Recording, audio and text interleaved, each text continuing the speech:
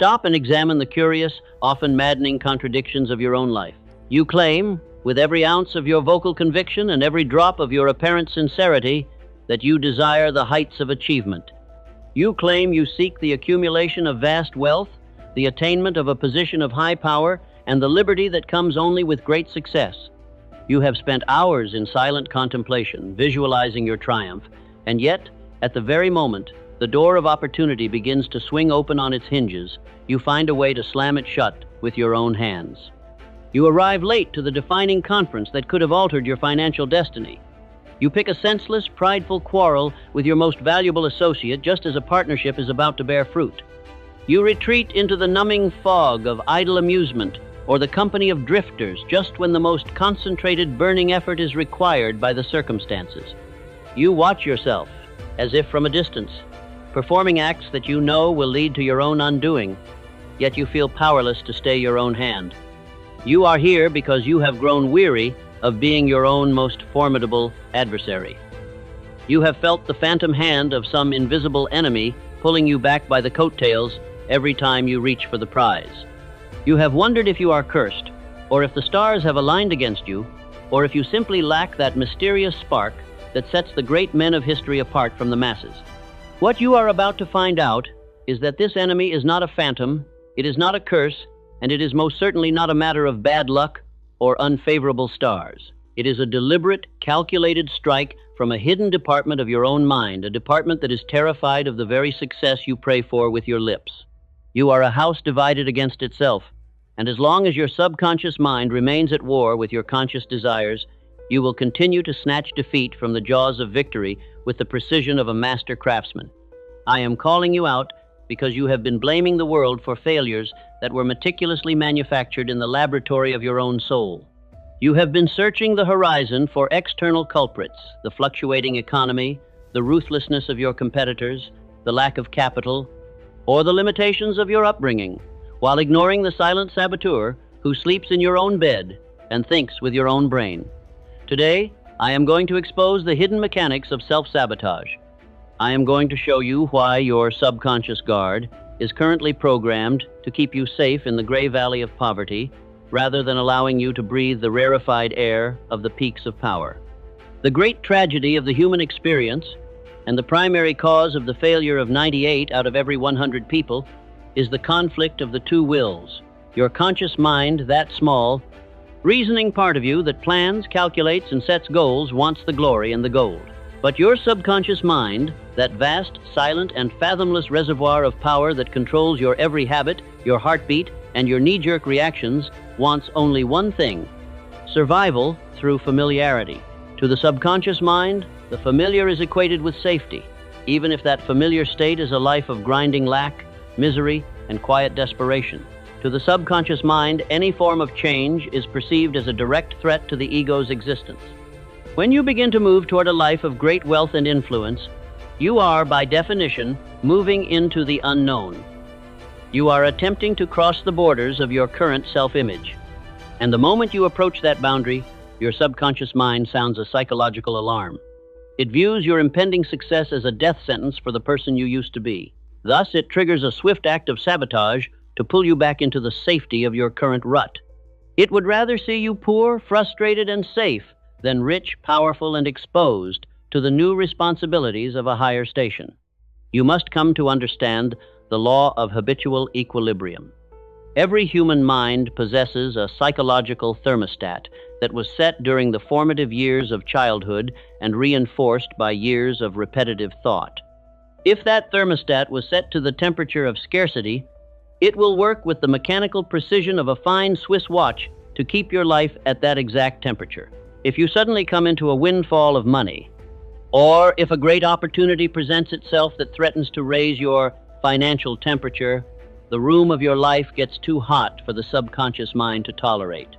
It will immediately open the windows of sabotage through illness, through procrastination, through reckless temper, or through poor judgment, until the temperature returns to the level it recognizes as normal.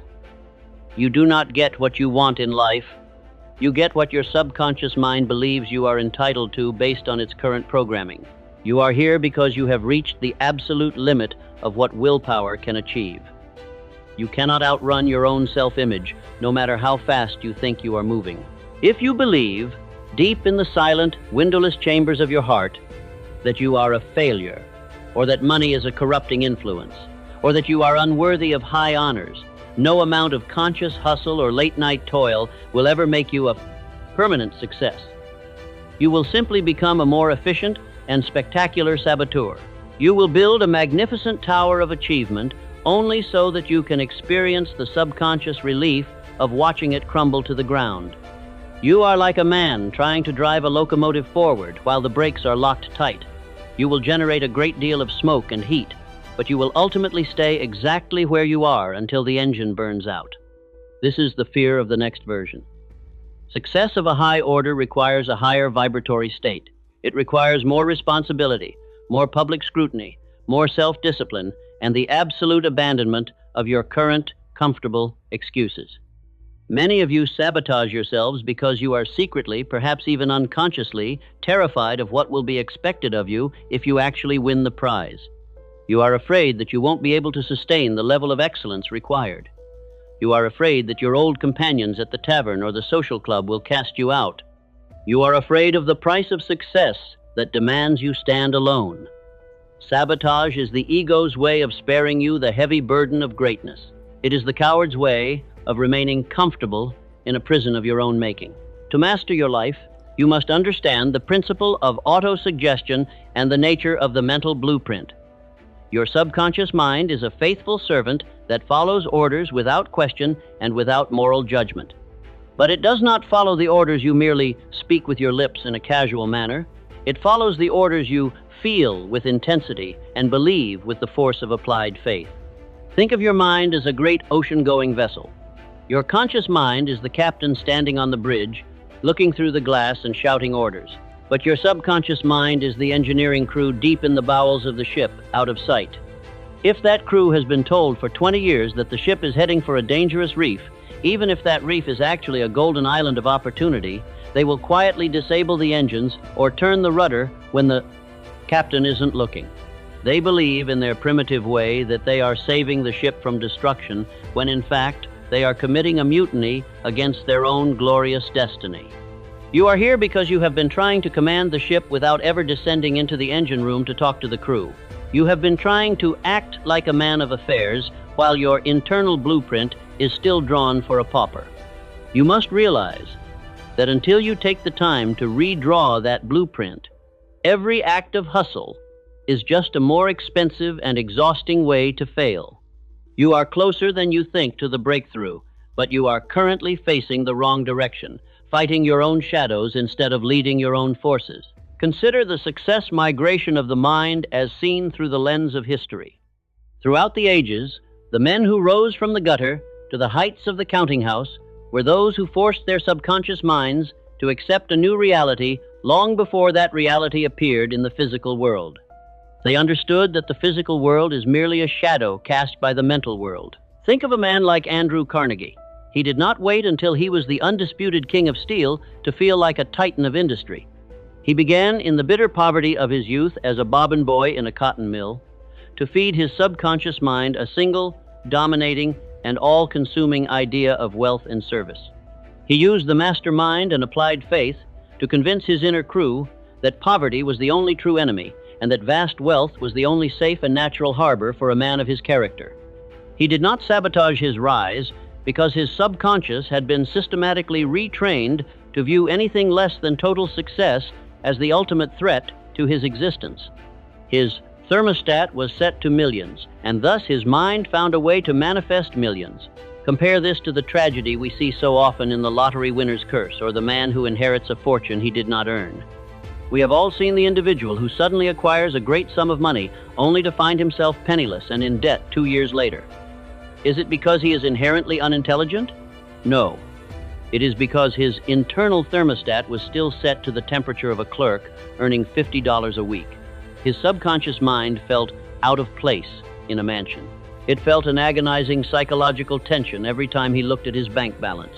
To resolve that internal tension and return to its comfort zone, the subconscious mind forced him to spend foolishly, to gamble recklessly, and to place his trust in the wrong people. It sabotaged him back to the poverty he felt he truly deserved. He didn't lose his money, he gave it back to the world so he could finally feel like himself again. Now, consider the perfectionism trap. This is one of the most sophisticated and insidious forms of self-sabotage ever devised by the intelligent mind.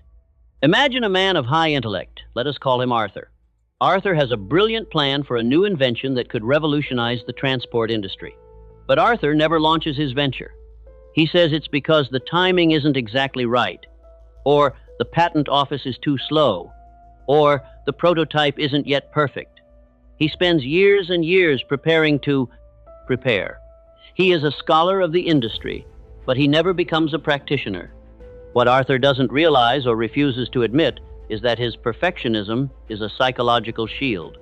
If he never launches his invention, he can never truly fail in the eyes of the world. If he never fails, his fragile ego remains safe and protected. His subconscious mind is using high standards as a lethal weapon to ensure he never has to face the cold, hard reality of the marketplace. He is sabotaging his future to protect his pride in the present. He is a drifter, disguised as a perfectionist. And he will die with his great music still trapped inside him because he was too afraid to play a single wrong note. How do we stop this internal mutiny? How do we fire the saboteur who has been living in our minds rent-free and hire a success architect in his place? It requires a deliberate, daily, and scientific application of the principles of achievement.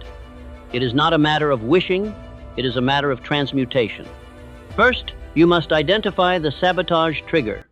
You must begin to watch yourself with the detached, cold eye of a laboratory scientist. When do you typically stumble? Is it just as you are about to close a major transaction? Is it the moment you have saved a certain threshold amount of capital? Is it when someone of high station offers you a sincere compliment or a seat at the table of power? The very moment you feel that familiar, oily urge to pull back, to take a day off, or to distract yourself with some triviality, you must stop in your tracks. Recognize that this is the subconscious alarm going off. Do not follow the impulse. Sit with the discomfort. Feel the anxiety in your chest and do not run from it. By staying in the situation, you are proving to your subconscious mind that the new level is not a threat to your life. You are recalibrating the thermostat through raw courage. Second, you must rewrite the mental blueprint through autosuggestion. You cannot simply stop a negative thought. You must replace it with a more powerful, positive one.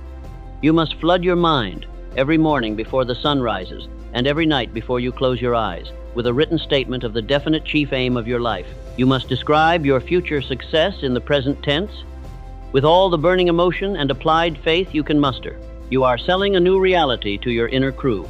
You must convince them through tireless repetition that wealth is safe, that power is natural, and that you are the type of person who handles both with ease. If you do not give your subconscious mind a wealth program to run, it will continue to run the poverty program by default, as that is what it inherited from the world. Third, you must cleanse the social environment of scarcity. As we have discussed in our previous sessions, the human mind is a mirroring machine. If you surround yourself with 5 men who view success as greed, or who believe that the world is rigged against them, or who spend their evenings in recreational complaining, your subconscious mind will sabotage your success to keep you one of the boys. It fears the loneliness of being the only winner in a circle of losers. You must find, or create, a mastermind alliance of people who view level 10 success as the only acceptable baseline of existence. When your subconscious mind sees that everyone in your immediate circle is winning, it will stop viewing winning as a threat to your social belonging. It will begin to sabotage your failures instead, because failure has now become the unfamiliar state that threatens your belonging. Fourth, you must practice small victories to build subconscious trust. Your subconscious mind is like a wary, semi-wild animal. It must be trained slowly and with great patience. Do not try to change your entire personality and your entire financial status in 24 hours. Set a small, difficult goal for tomorrow and achieve it. Then set another for the following day. Each time you keep a promise to yourself, especially when it is difficult, you are reprogramming your internal self-image from one who drifts to one who wins. You are building the habit of success. Eventually, the subconscious mind will accept this new identity and begin to work for you, providing you with the flashes of intuition and the bursts of energy required to achieve the larger goals. Fifth, you must expose the hidden benefit of your failure. This requires a level of honesty that most men simply do not possess. Ask yourself in the silence of your own room, what do I get to avoid if I fail? Do you get to avoid the fear of being judged by your neighbors? Do you get to avoid the hard, grueling work of expansion? Do you get to keep your right to complain about how the world has treated you? Once you identify the payoff or the secret reward of your sabotage, it loses its hypnotic power over you. You must decide once and for all that the prize of success is worth infinitely more than the comfort of the excuse. You must choose the crown over the crutch. Finally, you must surrender completely to the new identity. You must be willing to let the old, limited version of you die a permanent death. You cannot be the struggling clerk and the wealthy mogul at the same time. The two identities cannot occupy the same space. You must step fully and unapologetically into the new role.